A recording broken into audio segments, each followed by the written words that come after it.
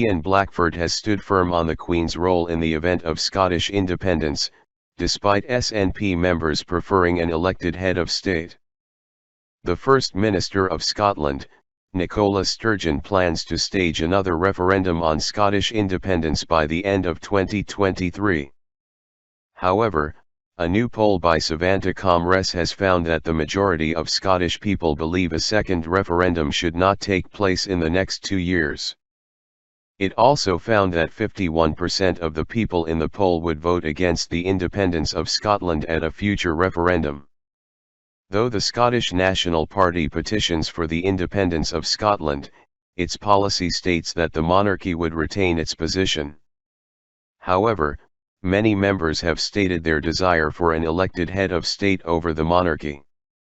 SNP Westminster leader Ian Blackford has rebuked claims that in the event of Scottish independence, there would be a referendum held on whether Scotland would retain the monarchy.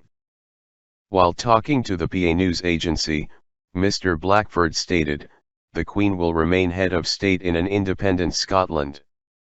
Alex Salmond always agreed that in the event of Scottish independence the Queen would be Queen of Scots due to the royal connections to Scotland that predates the Union of Parliaments. The SNP policy prior to the 2014 referendum was to keep the Queen as the head of state, but in 2020 Patrick Grady, SNP MSP for Glasgow North, did not rule out changing the head of state as he did at talk at King's College London. He said, "It would be for the people of Scotland to decide this eventually." Though the Queen would most likely remain head of state in the event of Scottish independence, the roles of the monarch may change under a new constitution that could be laid out. Professor Robert Hazel, director of UCL's Constitution Unit, said that the monarch's duties would depend on the role provided for head of state in Scotland's new written constitution. Prior to the first referendum in Scotland, Her Majesty said that she would be proud to be a monarch of an independent Scotland. The Queen has strong ties to the nation after her sons were schooled there, as was her late husband Prince Philip, and she is fond of staying at Balmoral in Aberdeenshire, where some of her favourite times have been spent with her family.